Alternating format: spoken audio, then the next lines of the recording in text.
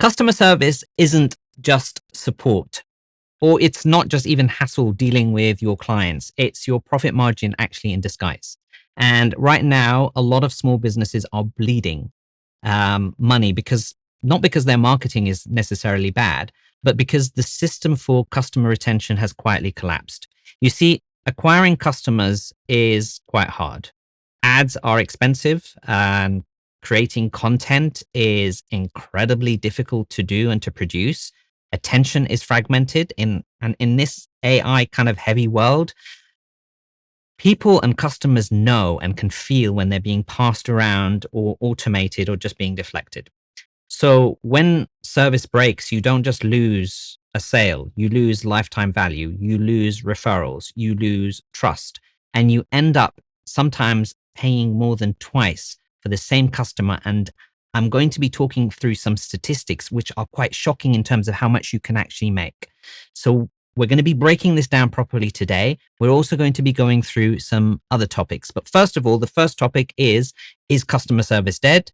And I'm going to be sharing with you two real experiences that have happened to me personally quite recently, one in the last week alone. And we're going to be talking about some drivers and things like that, and what are the CEO rules that we need to make sure that we're looking after. We're also going to be looking at the SuperBowl ads, what they got wrong, what they got right, and what we as small business owners should take note of and potentially copy or ignore. We're also going to cover very, very slowly, a small segment on TikTok because they're tightening up their fulfillment control. And we want to check and see if it's a growth opportunity for us as small business owners or if it's a kind of dependency trap. Our creator spotlight is going to suggest that something big is happening in the world and a lot of people are sleeping on it. And finally, the CEO move of the week will be to help you stop paying twice for the same customer and hopefully improve your profit margin by looking at service. So that's the idea behind today. And welcome to CEO Entrepreneur Live. I am your host, Tamer Shahin, as you can see here. And I am really excited that you're here and we'll take that through the thing. So let's start up with the first topic of today, which is customer service dead? Now, a couple of things happened to me in the last couple of weeks. Two companies that I deal with and I have dealt with for years. One of them is an online virtual calling company, if you will. And let's not say any names, but maybe they rhyme with room. And the other one is a very expensive luxury German car automobile company. Now, with the virtual company that was actually the virtual sort of calling company, it was something that quite simple inside our own business. We were trying to be able to change our invoice that was generated by them because it's an annual invoice. We were trying to convert it into a monthly one so that we can distribute cash flow, because we were looking at it and it's quite a big chunk of money. And we thought, actually, if we convert this into a monthly payment, this will be something that we will be able to sort of like be able to spread our cash flow and invest the money that we would have in other places inside the business.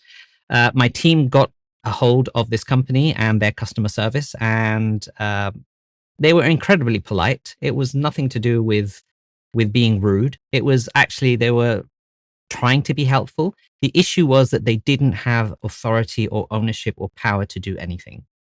And they didn't have any escalation processes that allowed people to get to the people that could make the decision. So all they kept on saying was, hey, I can help you. And then they realized very quickly that they can't help us, and it would annoy us. And we would sit there and say, but it's just as simple as this, just change the invoice or cancel the invoice. If you cancel the invoice, do you know what we can do? We can actually cancel our entire account and start again and take up a monthly subscription if that's going to help. And they were like, no, you can't do that. And they just, every single step of the way, they made things incredibly difficult for us.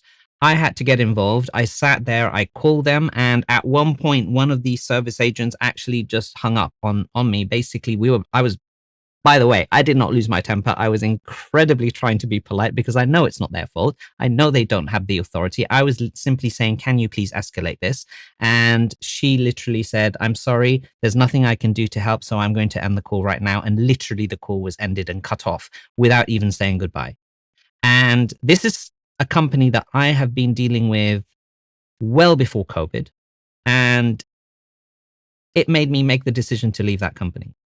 Similarly, when you have another automobile company, luxury, German brand, more than 3 or 4 letters, let's not talk about names. You can guess which one. This was a company that I have in the past bought from them directly. I would say about 8 or 9 cars, at least 8, brand new over the years. So I'm a regular loyal customer, and I was going in there trying to buy a car for my mother. And I knew exactly which car I wanted to get. I just wanted to speak to someone to be able to buy the car. I walked into the showroom and I said, I'd like to buy a car. Can I speak to someone, please? And they said, please wait. I waited. 15 minutes went. I went up and I said, hey, what's going on? Can I speak to someone? They said, yes, sorry, we're incredibly busy. I said, fair enough, I'll wait. I waited a little bit longer. Another 15 minutes went, and then I went back up to them again. And I said, I've been waiting for half an hour. If you're busy, can you please let me know so that, and then they said, let's go and check. They went and checked, came back. And then they said, actually, you know what? We are incredibly busy today. Why don't we book in an appointment for you to come in and speak to one of our sales reps? And I said, great. So they booked in an appointment for me, and I went in 5 minutes before the appointment. I sat down. I went to the reception. They told me, please sit down. Please wait. We'll let the person know. I waited for 2.5 hours. Hang on. Let me zoom in. 2.5 hours. This is me who's bought 9 cars from this place. Sorry, having a little bit of a rant here. 9 cars, count them. They know that I have bought these cars. I've told them I want to buy a car. I booked in an appointment. I have a time. 2.5 hours I waited, and I kept going back to the reception saying, this is ridiculous. What's going on? The sales rep didn't even come out once to apologize or say they're running late. And in the end, I walked away, and I walked away with my money, and I'm not buying from that company ever again. So what are the takes on this? By the way, let me know in the chat. And if you're watching this as a replay, by the way, no problem. Put it in the comments. I read everything. So write down in the chat, have you had a bad customer experience, which has actually made you walk away from a company that you were typically loyal to? Or if you've got some really amazing customer experiences. Now, on the flip side of that, I have had amazing customer experiences with other companies where things were potentially going wrong. And by the way, it's nothing to do with if things go wrong. It's how people deal with it inside the company when these things do go wrong. And that is the thing that, yes, I can see you would have left after 30 minutes. I wanted this car for my mum. I literally said, I'm going in. I had the money. I was going to buy the car. I knew exactly what it was. I just needed to put down the order. I was incredibly excited. Nope. So I cleared the day because I thought it would take a while, because I wasn't going in to sit down and actually decide which car and go and take a test drive and go and have a look around and kick the tire. No, I was actually going in to sign contracts and buy the car. So I had some time, I dedicated some time, and that time for me was wasted, and I will never get that time back again. But yes, I take your point. Next time I'll walk away 30 minutes before the end of the, of the appointment. So, excuse me whilst I'm having coffee today. Right. So basically what I'm trying to say here is, in this day and age where sales cycles are longer, things are much more difficult to have. It is much, much more expensive to acquire a client than it is to actually retain them. And if you look at some of these aspects here, now let's see if we can get this right. if you have a look at some of the aspects here. Now, in the Harvard Business Review, there is an article there that actually talks about acquiring a new customer is anywhere from 5 to 25 times more expensive than retaining an existing one. 5 to 20 times more expensive to acquire a new customer, because new customers are still skeptical. A customer who's actually bought from somebody, there is another survey which talks about, I think they are 80 times as likely to buy from you again if they've had a really good experience. Because now the trust is there. A lot of people don't buy. One of the big reasons that people don't buy in the beginning is because of doubt and fear and skepticism that you're going to deliver what you're promising. And if you have, and if you've given them an amazing service, they will come again and again, and they will tell other people about it. Now, if you also look here, in Bain and Company, they actually talk about, they had a report and a research, and it came up, and they were saying increasing retention by as little as 5%, profits can be boosted by as much as 95%. Now, I'm going to let that sink in for a second. Read that sentence again. Increasing retention by as little as 5%, profits can be boosted by as much as 95%. Our game in improving profits is not necessarily just in acquiring clients, because a lot of us sit there trying to look at ads and content creation and how many clients can we acquire, and we slowly let the customers who come in just finish what they need to do. Even if we give them a great job, we don't sit there and work on actually having a retention system that keeps them there and making sure that our customer service is amazing. Because now my business is going elsewhere, and so will lots and lots of other businesses and other potential buyers, if they begin to see that you're having a really, really bad sort of like customer service or a customer experience. And this becomes a really, really big thing in terms of what you're trying to achieve. Because at the end of the day, it's not just about retention or ownership or any of that stuff, because that's the important thing that you're going to need to do, right? It's about making sure that you're acquiring the customers and then giving them an amazing experience. And that's the only thing. But what's the problem here? The problem here isn't just that you're actually giving bad service. The problem is ownership. Because if you don't have ownership, you don't have someone who can provide resolution. And if you don't have resolution, you'll have churn. And it's as simple as that. And you need to understand, like when I spoke to these companies, the first company in particular, they were super nice. They were there all the time, but they didn't have ownership of being able to actually do what we wanted them to do. To be fair to them, in the end, when I sat there and insisted on escalating and insisted that I was going to leave the company and take my business elsewhere, they then escalated it. And the person who was actually responsible for being able to do it did it within 5 minutes. So it's not a case that the company couldn't do that. It's a case of ownership. Who owns what, and who owns what responsibilities, and what are the escalation processes that we need to have, and the escalation systems that we need to have within our business whilst we're providing customer service, so that we can ensure that we're retaining the right clients as well. Hopefully that makes sense, because it's so important. It's not just having a retention system. It's not just making sure that we're acquiring clients. It's making sure that we understand who owns what process, and how we go about doing that. Hopefully that makes sense. Now, let's move on to the next topic. And before we move on to the next topic, let me know in the comments, by the way, and in the chat, if, let me know of some of these experiences that you've had. Am I the only one that's had this bad luck in the last few weeks or so? Or is this something that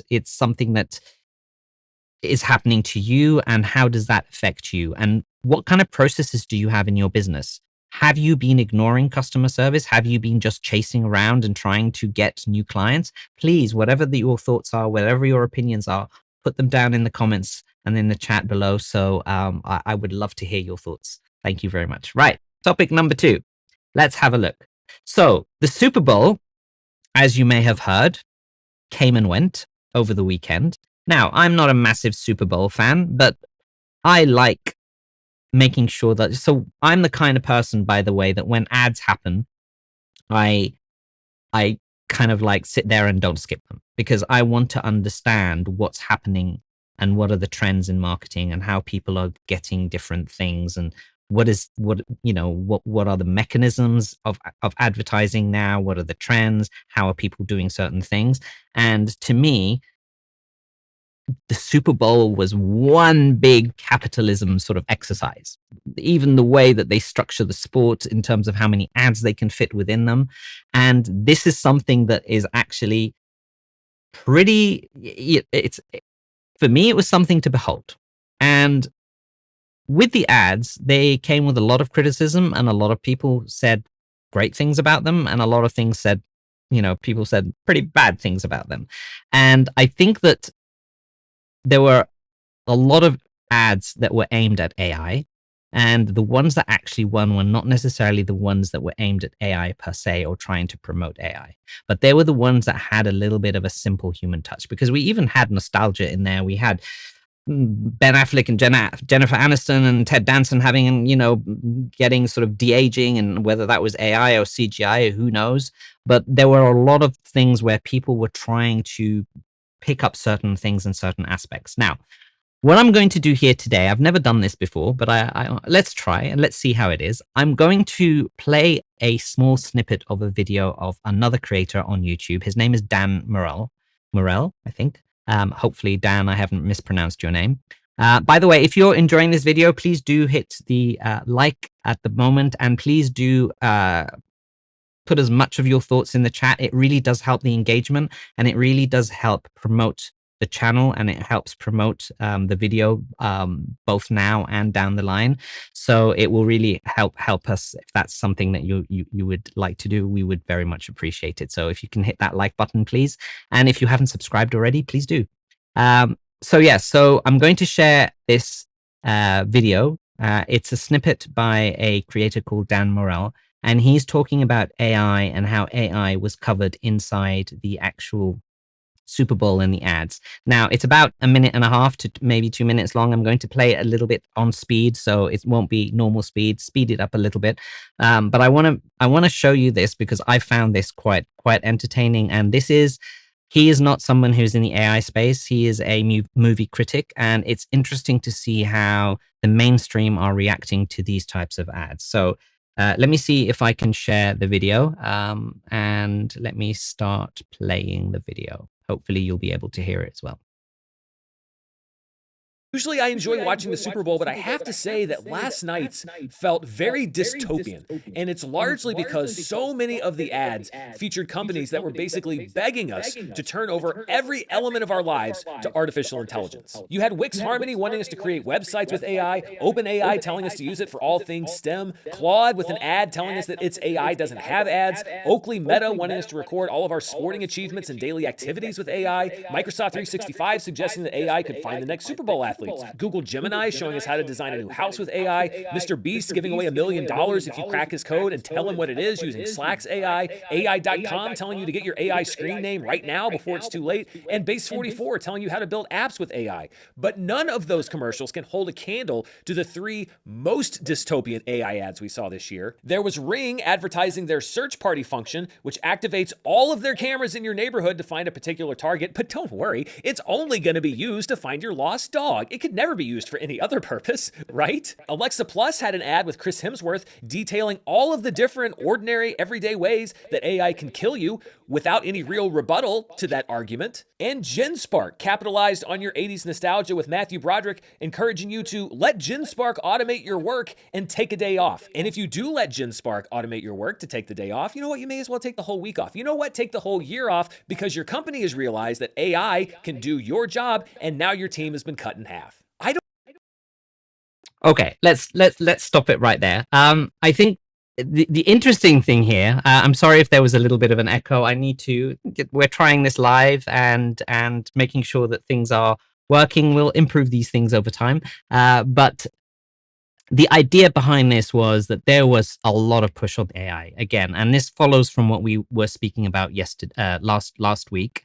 AI seems to becoming a mainstream, but at the end of the day, it wasn't the AI ads, except for one. The one AI ad that stood out for a lot of people was the one by Claude, which was sitting there having an open attack at OpenAI, because OpenAI is now adding ads, and they sat there and they actually put down in Claude a sort of a sketch. If you haven't watched the Claude ads, do a Google search on YouTube, or just do Claude Super Bowl ads, and you'll see how they were literally in the middle of speaking to the client. They start opening up and having an ad as part of the recommendation, which is, by the way, to be fair, not what OpenAI said that they would do, but it was an open attack, and the wars now between these two companies has officially opened, because Sam Altman also published a long essay attacking Claude or Anthropic for being deceptive in their ads. By being deceptive in their ads, it's a whole thing. The ones that actually got the most were the ones that really had a story, and the ones that had a human element, and the ones that were simple, and the ones that just said what they were trying to say. A couple of examples were the Lay's ads and things like that, where they just kept it super simple. And I think that this is the takeaway that we take from this, because a couple of things. Yes, AI is becoming a thing. It's not becoming noise, and you'll see from the creator spotlight that we'll have a look at in a second. It's not becoming noise. It is becoming a signal. It is the way that we're moving. But at the same time, people are not quite ready for it in the mainstream aspect, and they are looking at it from a perspective as, what is this thing? And there was an onslaught for people where they are trying to skip the awareness stage, right? Because they're not sitting there and saying what it is that you can do and how you can benefit it, but they're sitting there and shouting, hey, look at this amazing piece of technology that I've got, you should use it, without really educating people why they need it in the first place. And this is part of the things that you need to be able to also understand, is where is your potential lead? Where are they in the stage of being able to understand what, do I have a problem? If they don't understand they have a problem, then educate them on what the problem is first. And if they have a problem, do I know what potential solutions out there? If they understand the problem, then educate them on what the potential solutions out there and why your solution might be best. If they understand what the solution is that they're looking for, then you're educating them on the piece of solution that you've got and why yours is absolutely the best, and so on and so forth. And what was happening in these ads was, I think that the tech companies were getting ahead of themselves and actually saying, hey, look at this amazing piece of technology, where people were just sitting there and going, well, I don't want this thing. I don't want Ring to go and start having a mass search for different people and identity. And the Alexa Plus ad, to be fair, with Chris Hemsworth, is quite funny. But as Dan pointed out, they didn't really have a rebuttal for this thing could actually kill you. It was funny and it was tongue in cheek, but it made people start thinking, actually, how dangerous is AI? And when you are trying to communicate your message with people, what you want to be able to do is you want to be able to say, okay, this is what we are doing. This is where you are. Let's meet you where we are and let's push this forward. And then you become a lot more memorable. And at the end of the day as well, the last thing is that if you need your company message to be repeated by your customers in one sentence. And if it's the wrong sentence that they're repeating and they're missing the point of what you're trying to say, then you've missed the point of the exercise of the ad that you're trying to push, or you're trying to actually promote, if you want to, that's a better way of putting it. So hopefully that makes sense. Let me know how many people in the chat or in the comments, if you're watching this on replay, how many people are actually running ads of their own? And how successful are you in running your ads? Is this something that you are continuing to do? And how have you thought about where your awareness level is of your potential leads and prospects are? And are you meeting them in the right place? And are they able to repeat the message that you really want them to repeat in one sentence? Let me know in the comments and in the chat below, because that will be something that I will be very interested in hearing about. Okay, so let's move on to the third topic. And this one is a very, very quick one. It's to do with TikTok. They have now tightened control in terms of issuing a lot of the fulfillment side of things is not going to be done through third parties, but through themselves. And they are making sure that this is something that they're having a little bit more control over. And this again leads up to the information that we were talking about last week when we were talking about platform dependency, right? And is this something that is an opportunity for you? Because usually when a platform introduces something new, they would like to push it. And the people that are using it are the people that they try to promote a lot more of, so that you can actually gain that advantage at the beginning.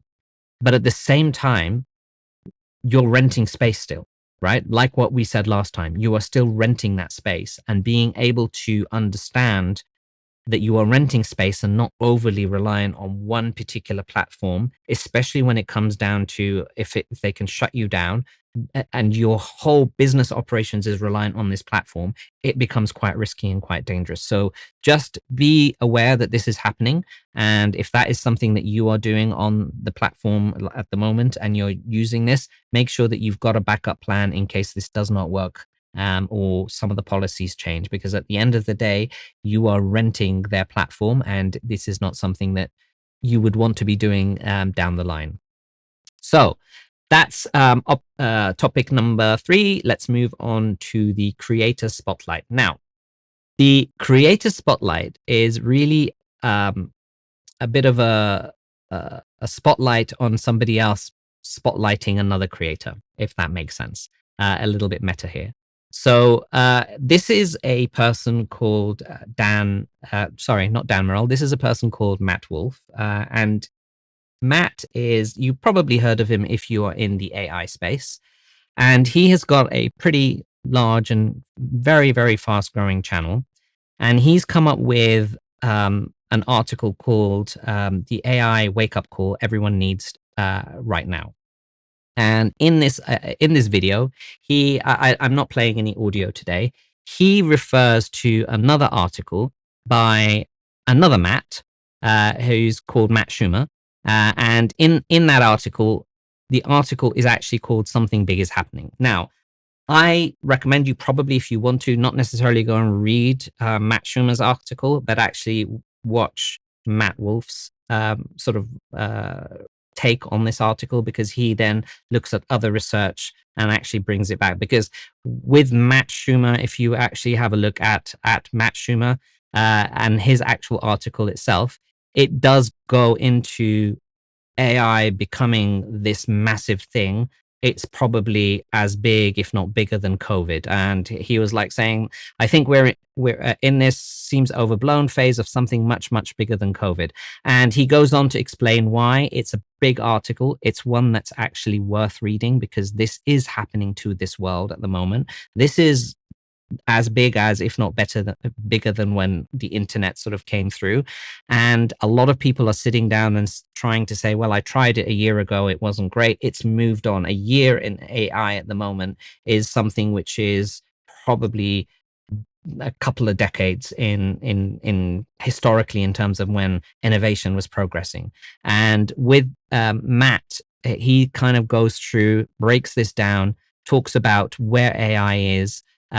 He highlights some of the important things in the article as he goes through it. He also starts talking about the progress of where things where it started in 2020, and the sort of the huge kind of like growth and rapid spurt in AI, and where it is and what it is, where we're heading right now.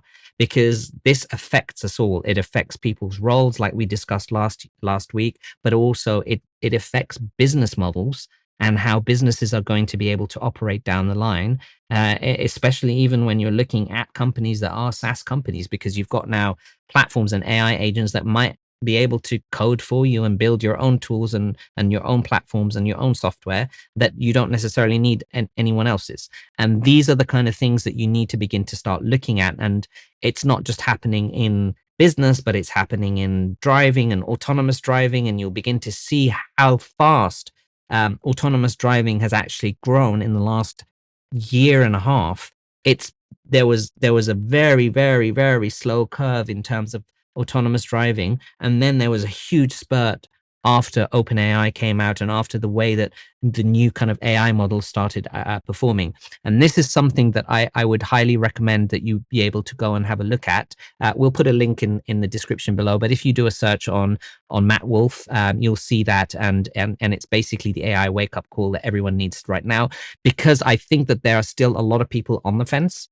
And whilst last week it was really about understanding the risks, which I still think that you need to be able to do, you need to understand the risks of AI, and you need to understand that you're taking this with a grain of salt in terms of certain things, and making sure that you put the right policies and the right boundaries in place. But at the same time, we shouldn't be sleeping on what we can do with this new technology, what we can do with these new tools, and how do we integrate them as part of our overall business strategy. Hopefully that makes sense. Have you, if you've ever sort of like watched Matt Wolfe, let me know in the chat below, and whether this is something that you would also recommend. If you have, if you haven't, I highly recommend you give him a watch. He does weekly updates on the latest that's happening in AI, and this particular video is not his usual types of videos, but it's one where it kind of updates on what's going on and the state of play of where AI is right now. Let me know in the comments below. Again, are you using AI, and how are you using AI, and what are your plans for AI? I think this is a conversation that we will be having for the next year or 2 or 3, and this is definitely something that is not noise. This is definitely something that is a signal that I believe wholeheartedly, but it's definitely not noise, and it's something that we need to look out for. So that's the creator spotlight. Now let's have a look at our last topic, which is the CEO move of the week, and it goes back to the customer service side of things. Now, making sure that we have a system in place for client acquisition is great. And a lot of us sit there and focus. But what I want you to be able to do is I want you to start looking at your strategy and system for once the sale happens. What is your client onboarding system? What is your client fulfillment system? What is your client customer service system and your client sort of retention system? These 4 together are going to dictate how profitable you can be down the line. These are really, really key things that you need to start looking at and start working on. Now, don't sit there and try and do them all in one go, but you need to start building slowly on them. And as you're building these systems, you need to begin to understand what is it that you're trying to achieve, but also at the same time, who owns what? Because as we discovered in the previous example, when I was talking about it earlier, it was very much lack of ownership that was actually the harm of the day. And that cost business to people. So this is something that you need to be able to actually look at and hopefully be able to do. So what does that actually look like? Well, I want you to start mapping out how you deliver once you make the sale, and how you kind of start going through certain aspects and being able to then start documenting them down and mapping out the process and seeing where things are falling. Because as you begin to grow and as you begin to scale, balls will drop, especially down the fulfillment side, especially if you are still involved in it, or you've handed it over to somebody else and you haven't actually done the systems or your processes in the right way, and the quality is actually being impacted and affected. So what you want to be able to do is you want to be able to make sure that you're documenting and you're putting down step by step all of what you need to be able to do, and keep it simple at the beginning. If you're still starting out with systems, keep it very, very simple. Just put down a list of processes, see what you're doing, see what's dropping, see what needs to be done and how you can improve it. But as time goes along, you will need to start putting down a systems framework in place, such as the one that we have both in our Groundbreaker Academy as well as the Firestarter Academy.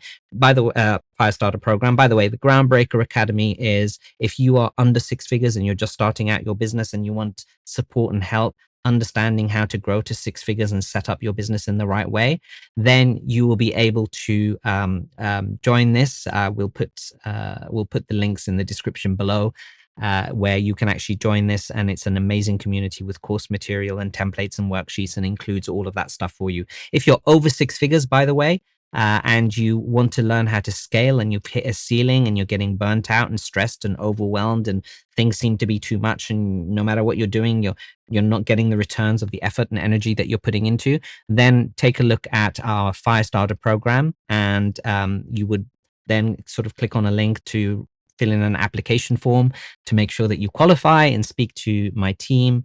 And in there, they'll be able to sort of hopefully see whether or not that's a good fit. So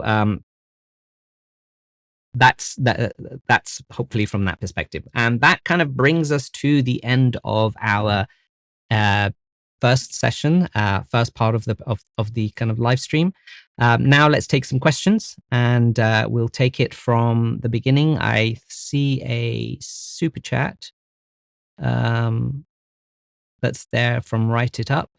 Let's see. That doesn't actually come up with the question. Thank you very much, Write It Up, with the super chat. What's the question that you had? There it is. I'm concerned about the ethical implications of AI. How do you balance innovation and CSR together? I think that the ethical implications of AI are quite. Thank you for that question, by the way. It's quite an important question, and it's quite, and I don't think anyone has quite figured this out just yet, because innovation is always going to, and people that are innovating and people that are inventing and people that are pushing the boundaries of technology forward are always going to say, what can we do? And sometimes they don't stop to think, what should we do, right? And there was a controlled, I think, there was a controlled experiment that Anthropic did recently with one of their AI models where they gave it no restrictions and no boundaries. It was in a closed loop environment, so it couldn't actually communicate and do a whole bunch of things. And it started lying and it started being deceptive, and so that it could actually get what it wanted. And at one point it started sending out blackmailing emails and started blackmailing different people and threatening and doing a whole bunch of things, which was quite scary. And when where they've again recently run another experiment of it having to try and run its own business, which is why sometimes I really find it very funny when people sit there and say, hey, we don't need support trying to grow our business. We've got AI and we'll just ask ChatGPT and it'll be able to help us. Anthropic recently actually put down an experiment, maybe we'll cover it next week, where they try to run their own business, have a vending machine that the company would actually run, and the AI would just run that business completely from start to finish. It did not do very well. It did not do very well at all. It started firing people that it just because it felt that it wanted to fire people because it wasn't getting what it wanted, and it just started sort of wreaking havoc, if you will. Now, that doesn't mean to say that AI is not useful. Excuse me, that AI is not a useful tool to have. It is an incredibly useful tool to have still, given the right boundaries and the right policies. So what happens at the moment is, in the same way that you bring on any new team member into your business, you have your own values, your own morals, your own ethics, your own culture inside the business, your own policies to tell people don't steal and don't cheat, because people, guess what? People do the same. People can deceive. People can cheat and swindle and lie and steal and do all sorts of things, but we have already policies in place to protect us from doing that. And if that happens, then there are repercussions to that, right? And what you want to be able to do is making sure that if you are ensuring that anything and any use of AI that you're putting inside your business right now is educated and is taught the boundaries, the values, the ethics, the rules, the policies, and how and what are the guardrails that you're going to put in place to make sure that the things that you don't want to happen don't happen, just the same way as you're treating any other team member. You're not going to bring in a new trainee and then sit there and say, here's my bank account details, right? Go and spend what you want. Here's this. We're not going to do that. And yet we seem to think that actually now that AI is semi-intelligent, we can do all of that stuff. And that's still, we're not quite there yet. Although some of the models that have not been fully released yet are getting there. And this is where the exciting things happen, but at the same time, we still need to make sure that we're putting down the guardrails. And then once you begin to start saying, can I use AI for customer service? Then it needs to understand what your boundaries are. It needs to understand what your guardrails are, and it needs to have the same ownership, because let's go back to what we were talking about earlier. I spoke to a human being, not an AI. Guess what? I probably would have got a lot more out of the AI if the AI had been actually set in the right way, given the right ownership, given the right permissions. It would have probably said, you know what? It's easy. Let me change over the invoice for you. Here it is. It's done. But we didn't get that, right? So just because AI can do certain things is no different than humans, and humans will still come up with the same problems. It's just that we are now used to the fact that humans make mistakes, and every time an AI is making a mistake, we're sitting there and pointing out and saying, hey, that's why we shouldn't use it. But you don't sit there and say, well, that's why we shouldn't have people in our company, right? So hopefully that's a little bit of an description and hopefully an explanation of where I see this. Right, let's have a look at some more questions. At Nave, I think it is, Naveen. Mistakes happened in many companies, either big or large, but the company who's admit its mistakes and fix it, and the value that their customer are always sustainable in the long run. Yeah, I think that's a very good point. I think that's a really good thing to have. Peter is saying that, is it Pietra or Peter or Peter? I'm really sorry if it's just Peter and it's just spelled that way. Let me know how you pronounce it in the chat. Just tell me how you like pronunciation so I get it right. You've been guilty of neglecting existing clients for new ones. There's a whatever. Okay. Fair Ami, I think, building my homepage with Lovable and using ChatGPT and Gemini to build a business. And that's it. Do we have any more questions in the chat? Just going through the chat, I think that's it for today. Okay, so that will do it, I think, for today. Thank you very much for your time and effort. And before we go, if you haven't hit the like button, please do hit it, because again, it does help. And please do try to share this along with other things. We will be clipping some of these videos out and putting them out as well. If you see them, it is Peter. All right. Thanks, Peter. And apologies for mispronouncing it. So we just want to make sure that, oh, we have one more question that we have actually missed. And Ahmed Al-Harasi has got a question as well. What are your opinions on AI ad creatives? Good question.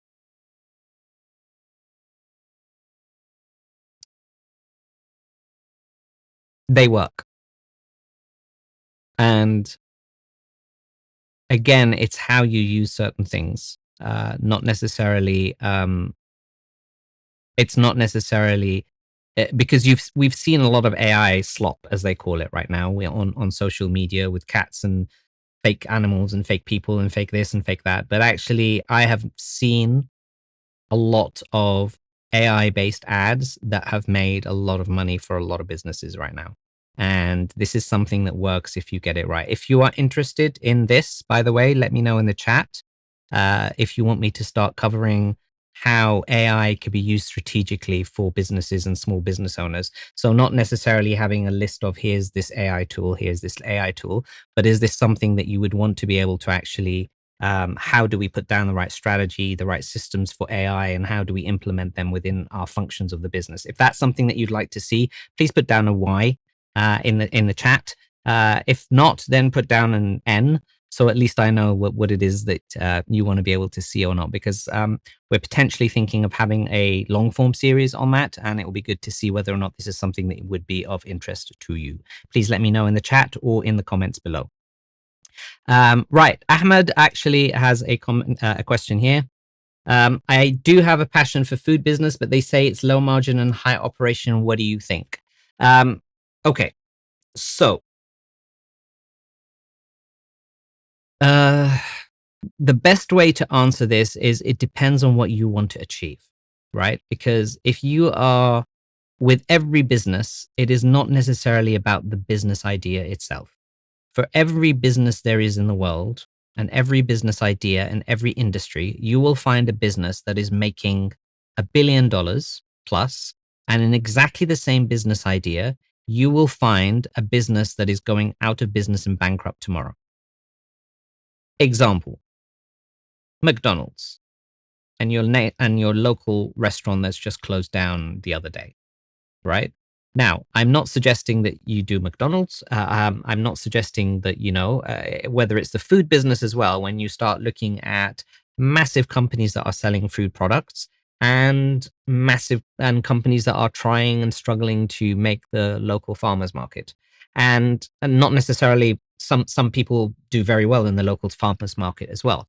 But you get what I'm trying to say.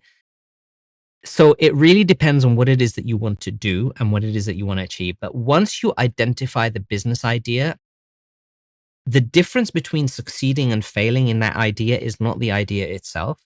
It's what do you think is the difference between succeeding in a business of the same idea? Let me see in the chat. And if you're watching this on replay, if you put down in the comment before I answer this question, when you have a business that has got exactly the same business idea and you see one business in exactly the same idea is failing and struggling and knocking on doors and really struggling to get any business, and then another one is making $1 billion, what is the difference between those two businesses that differentiates the two, and why is one successful and why is one not so successful?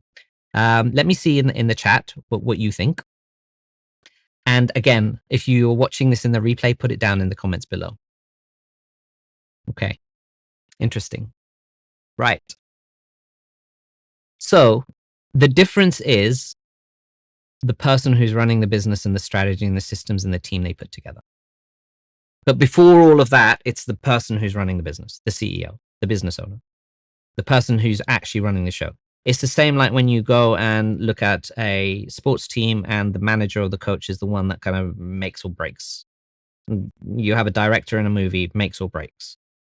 It's the CEO, it's the business owner, and it's the strategies and the systems and the people that they put together around them and build around them that actually makes a business succeed or not. And in your case, Ahmed, if you've got a passion for food business and this is something that you want to be able to do, can it make money? Yes. Is it low margin? Yes. Is it high operation? Yes. But then the strategy will be logistics in the same way that Amazon is a logistics company. They have a tech arm, but they also have a logistics company where they need to figure out a way to cut down their costs as much as possible because they can't compete on price. They can't make things more valuable, right? They can't charge what they want. They have to compete on price, sorry. So if you're doing that and you're working in commodities, the name of the game is operations. The name of the game is systems and optimizing them and making sure that your costs are coming down to an absolute minimum. Whereas if you're doing a high value company, then you can start to charge more and make bigger margins. And the name of the game when it's low margin, low cost, high volume, and this is the kind of thing that you will need to try and do. Is it difficult? Yes, it is. Is it something that can work? Yes, it can. Should you do it? I don't know because I don't know you. But I wish you the best. Take a think about it, have a think and sit down and say, is this something that I can achieve? Do I have the right resources? Do I have the right skill sets? Do I have the right strategy? Am I able to put down the right systems in place and be able to take it from there? Hopefully that makes sense and that answers your question. And that will do it for real this time for today. And thank you very much for attending and sticking around. I look forward to seeing you next time.